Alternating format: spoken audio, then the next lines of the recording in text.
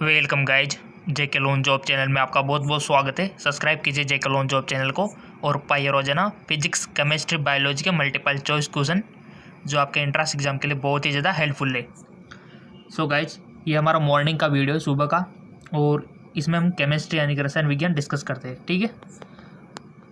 सो अगर इवनिंग वाला यानी कि शाम का वीडियो नहीं देखा है तो उसका लिंक नीचे दिया हुआ है। शाम को अपलोड कर दिया था हमने फिजिक्स का, क्योंकि फिजिक्स का जो भौतिक विज्ञान शाम को अपलोड होती है। ठीक है। और सुबह में केमिस्ट्री। ठीक है ना।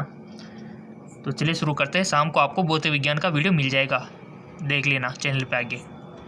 चलिए शुरू करते हैं। 1,2-डाइब्रोमो 1-फिनाइल एथेन को एसीटोफिनोन में बदलने के लिए अभिक्रमकों के उपयुक्त सेट की पहचान कीजिए। Identify the suitable set of reagent to covalent one two dibromo one phenyl ethylene into acetophenol. Option आपके सामने हाजिर है। NaNH2 या फिर के इसके साथ 2 अथवा, ठीक है, और KMnO4, NaNH2 या फिर H2O HgSO4 H2SO4 जिसको सल्फ्यूरिक मिला बोलते हो, KOH, ये ऑप्शन आप देख सकते H2O HgSO4 H2SO4 या फिर KOH KMnO4। बताइए। 1,2-डाइब्रोमो 1-फिनाइल एथेन को एसीटोफिनोन में बदलने के लिए अभिक्रमकों के उपयुक्त सेट की पहचान कीजिए। आपको अभिक्रमक का उपयुक्त सेट आपको बताना है। केमिस्ट्री में तो रिएक्शन याद करना इंपॉर्टेंट है गाइस। कौन सी रिएक्शन किस प्रकार से होगी, क्या क्या चीज़ें मिलके क्या बनेगा प्रोडक्ट। ठीक है। और इसके लिए उत्प्रेरक कौन सा यूज होगा। सो सिंपल, इसके लिए राइट ऑप्शन हो जाएगा आपका NaNO2 NaNH2 H2O HgSO4 और H2SO4 राइट ऑप्शन हो जाएगा। इसी प्रकार के क्वेश्चन आपके बनते हैं जहाँ पर आपको थोड़ा सा दिमाग लगाना होता है। चलो आगे। निम्न में से ताप सुगटने के लिए एक उदाहरण की पहचान कीजिए। Identify example for thermoplastic form the flowing. निम्न में से ताप सुगटने के लिए एक उदाहरण की पहचान कीजिए। यूरिया, फॉर्मेल्डिहाइड, बेकेलाइट, टेरेलिन और पॉलीविनाइल एसीटेट। निम्न में से ताप सुगटने के लिए एक उदाहरण की पहचान कीजिए। इसका राइट ऑप्शन हो जाएगा, हमने आपको पढ़ा दिया था ना ये बहुलक GK MCQ के चैनल में। जी हाँ बिल्कुल, वहाँ से क्वेश्चन आया है ये। इसका राइट ऑप्शन हो जाएगा आपका पॉलीविनाइल एसीटेट। एक होता है पॉलीविनाइल क्लोराइड और एक होता है polyvinyl acetate.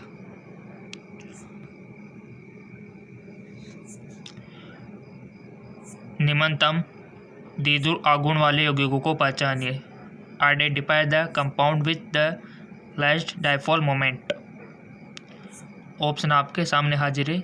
CH triple bond C CH2 CH3 या फिर CH3 C triple bond C CH3 या फिर CH triple bond C single bond इसमें CH डबल बॉन्ड CH2।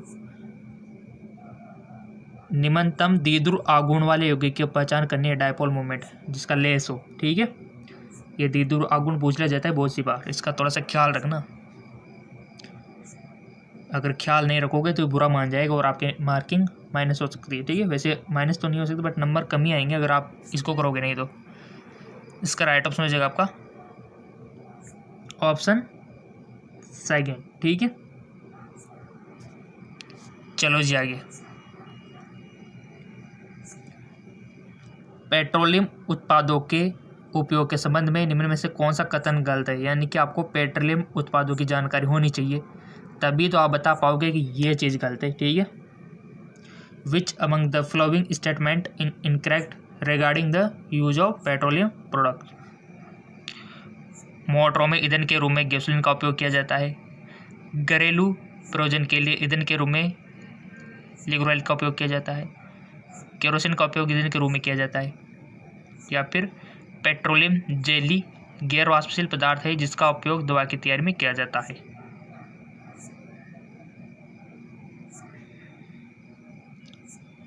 कौन सी बात गलत है उस पर टिक आपको लगाना है। 3 तो सही है, एक गलते हुए आपको बताना है।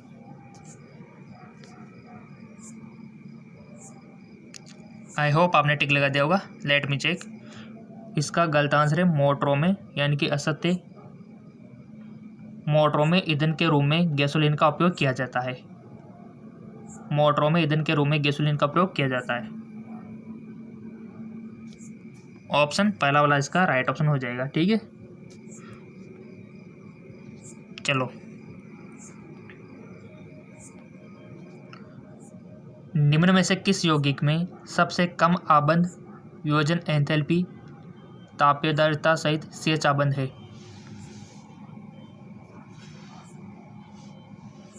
क्वेश्चन आपके 11th 12th से आएंगे, ज़्यादातर 12th के। ठीक है, और ये जो क्वेश्चन हमने बनाए ये भी 12th लेवल के 11th लेवल के ही है, और NCERT बुक से बनाना पड़ता है गाइस, बहुत दिमाग लगा के। सो इसका राइट ऑप्शन हो जाएगा। पहले क्वेश्चन देख लो। निम्न में से किस यौगिक में सबसे कम आबंद वियोजन एंथैल्पी तापीयदार्यता सहित CH आबंद है? 2 dimethyl propane, benzene, एनपेंटेन, toluene.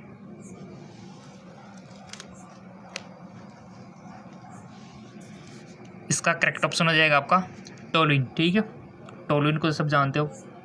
Toluene benzene का थोड़ा ध्यान रखना, बहुत सारे बेंजीन टोलुइन के एक ही समझ लेते हैं, बट अंतर है बहुत सारा इसमें। नेक्स्ट, निम्न में से कौन से संकुल पौधों या पशुओं की जैविक प्रणालियों में स्वाभाविक रूप से नहीं पाए जाते? Which among the following complex is not found naturally in the biological system of plant animal? Cyanocobalamin, या फिर सिस्प्लाटिन, या फिर हीमोग्लोबिन, या फिर कार्बोक्सीपेप्टिडेज। निम्न में से कौन से संकुल पौधों या पशुओं की जैविक प्रणालियों में स्वाभाविक रूप से नहीं पाए जाते? देखो, नहीं पाए जाते यानी कि आपको पता होना चाहिए कि क्या क्या पाया जाता है, तभी तो आप इसमें बता पाओगे कि हाँ ये नहीं होता। ठीक है, सो इसका राइट ऑप्शन हो जाएगा आपका सिस्प्लेटिन। ठीक है, ये नहीं पाया जाता। और यहाँ से आप क्या सीख रहे हो, यानी कि निम्न में से कौन से संकुल पौधों या पशुओं की जैविक प्रणालियों में स्वाभाविक रूप से क्या क्या पाया जाता है? साइनोकोबालिन भी पाया जाता है, हीमोग्लोबिन भी, और कार्बोक्सीपेप्टिडेज भी, ये नहीं पाया जाता। तो ये हमारा राइट ऑप्शन हो गया सिस्प्लेटिन। सीखा करो किसी क्वेश्चन से, ठीक है ना।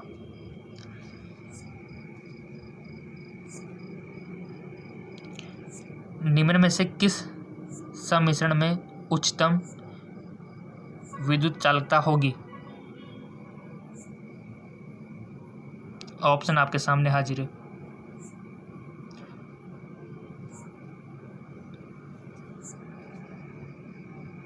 टिक लगा दिया होगा आपने। निम्न में से किस संकुल में उच्चतम विद्युतीय चालकता होगी? इसका राइट ऑप्शन हो जाएगा आपका प्लेटिनम NH3 6Cl4। ठीक है,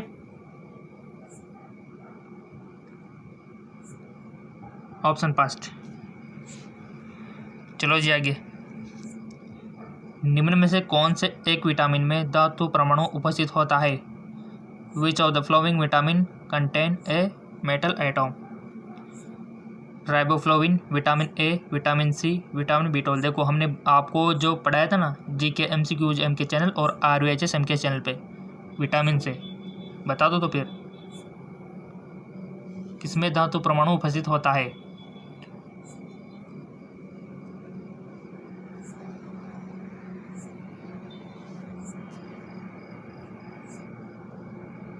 इसका करेक्ट ऑप्शन हो जाएगा विटामिन B12। कौन सी धातु होती है ये भी पूछ ले जाए तो क्या बताओगे आप?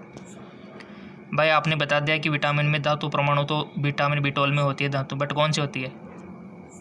कोबाल्ट। ठीक है, याद रखना। RVHS MK चैनल पे बताया था मैंने वीडियो में। ठीक है, जिन्होंने वीडियो देख लिया वो तो फायदे में है, और वीडियो सारे देखो, हमारे GK MCQ MK चैनल वालों को भी देखो, वहाँ से भी काफ़ी सारे क्वेश्चन बन रहे हैं। और क्वेश्चन तो देखो बहुत सारे आपको डायरेक्ट भी मिल जाएंगे, देखना। चलो आगे। विटामिन B12 हो गया इसमें, जिसमें धातु पाई जाती है। निम्न में से कौन सा वास्तविक विलयन का एक उदाहरण है? Which of the flowing example of drift solution? Pumice पत्थर, प्लोकम रव्वा, जिंक अमलगम या फिर जूता पॉलिसी। इसका करेक्ट ऑप्शन हो जाएगा आपका जिंक अमलगम, यसद सम्मिश्रण। चलो आगे।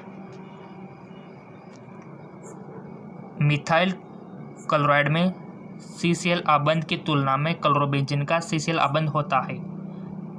CCl bond of chlorobenzene comparison of CCl bond methyl chloride. लंबा और मजबूत, लंबा और कमजोर, छोटा और मजबूत, छोटा और कमजोर।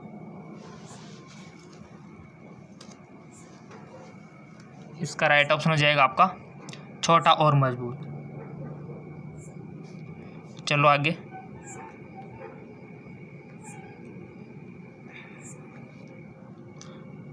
एम धातु 5.5 एंगस्ट्रम की कोर लंबाई वाले एक FCC प्लग केंद्रित घन जालक में क्रिस्टल बनाती है। धातु के घनत्व की गणना कीजिए यदि इनमें 0.3% फ्रैंकल 2 से दिया गया है। M का मोलर द्रव्यमान 40 ग्राम पर मोल। ऑप्शन आपके सामने हाजिर है। 0.77, 0.48 या फिर 1.55 या फिर 1.00। फॉर्मूला अप्लाई कीजिए और हमने आपको बता रखा है फॉर्मूला। फेसबुक इंस्टाग्राम पे फॉलो कर रखा हो तो आपको मिल गया होंगे काफ़ी सारे फॉर्मूले। नहीं कर रखा है तो फेसबुक इंस्टाग्राम पे फॉलो करो, लिंक नीचे दिया हुआ है।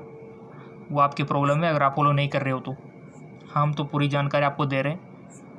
GK एम के चैनल पर भी वीडियो रोजाना दे रहे हैं और ये जो JK लॉन्च जॉब चैनल है इस पर भी वीडियो सुबह में और शाम को दोनों टाइम पर प्रॉपर रेगुलरिटी दे रहे हैं, ठीक है। सो इसका राइट ऑप्शन हो जाएगा आपका 1.55। चलो जी आगे।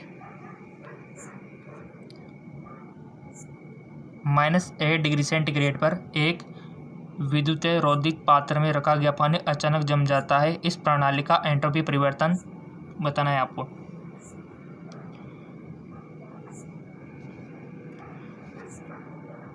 पूर्व अनुमानित नहीं किया जा सकता, बढ़ता है, शून्य हो जाता है, घटता है। इसका करेक्ट ऑप्शन हो जाएगा आपका शून्य हो जाता है, ठीक है। चलो जी आगे। एक कोलाइडी विलयन में परिलक्षित कणों का आमाप होता है 1000 नैनोमीटर या फिर 1 नैनोमीटर से कम, 1 नैनोमीटर और 100 नैनोमीटर के बीच, या फिर 1 नैनोमीटर और 1000 नैनोमीटर के बीच।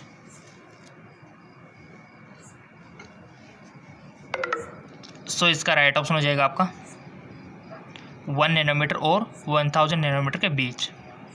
चलो आगे। 1 नैनोमीटर और 1000 नैनोमीटर के बीच।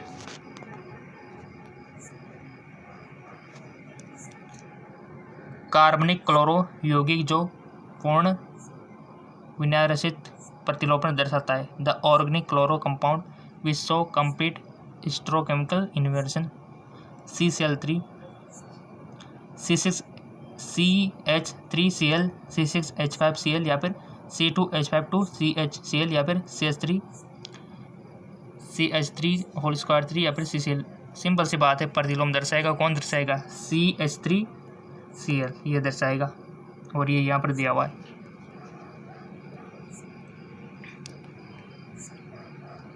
फिजिक्स का वीडियो शाम को मिल जाएगा आपको, देख लेना चैनल पे आके। चेक करता रहा को चैनल पे आके वीडियो सेक्शन पे जाके देख लिया करो, आ जाएगा, ठीक है। समूह सेकंड सारे धातुओं के हाइड्रोक्साइड दर्शाते हैं। Hydroxide of group second alkaline metal so. समूह में नीचे जाने पर घटती सारक प्रबलता, समूह में नीचे जाने पर बढ़ती सारक प्रबलता, समूह में नीचे जाने पर बढ़ती अम्ल प्रबलता, समूह में नीचे जाने पर पहले बढ़ती और फिर घटती अम्ल प्रबलता। सो इसका राइट ऑप्शन हो जाएगा आपका समूह में नीचे जाने पर बढ़ती सारक प्रबलता। इसका थोड़ा सा ध्यान रखना, समूह में नीचे जाने पर बढ़ती सारक प्रबलता। और लिंक नीचे दिया हुआ है डिस्क्रिप्शन में। क्वेश्चन बनता है आवर्त सारणी से। समूह सेकंड सारे धातुओं के हाइड्रोक्साइड दर्शाते। तो यहाँ पर इसका राइट ऑप्शन समूह में नीचे जाने पर बढ़ती सारे प्रबलता